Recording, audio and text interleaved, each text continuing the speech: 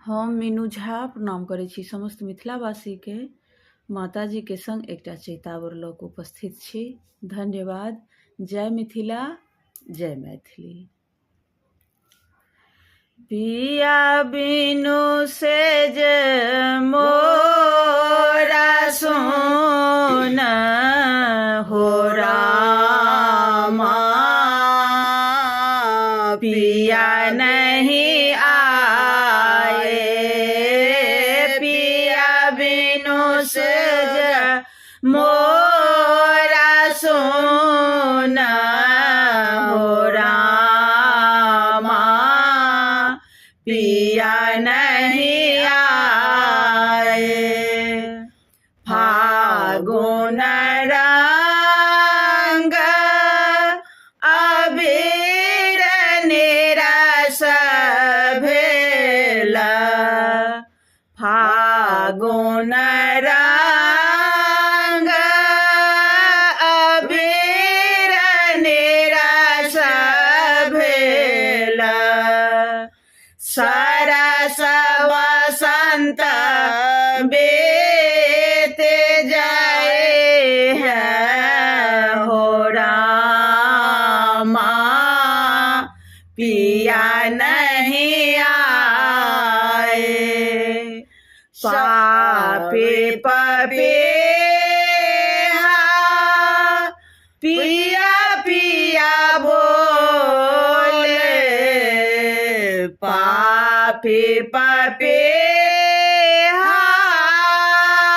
पिया पिया बोले, शब्द सुनैते डोरा कर कहे हो रामा, पिया नहीं आए।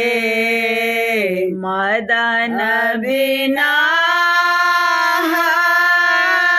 रे ओढ़बे धाए, मदन बिना रे ओढ़बे धाए, निस दिन रहता फिकरिया हो रामा, पिया नहीं आए। रसिका भ्रमर काले पर धाबे हो, रसिका भ्रमर काले पर धाबे हो, से देखिया मोरा साले हो रामा, पिया नहीं आए। कोकिल कहे धीर धरो सुंदरी,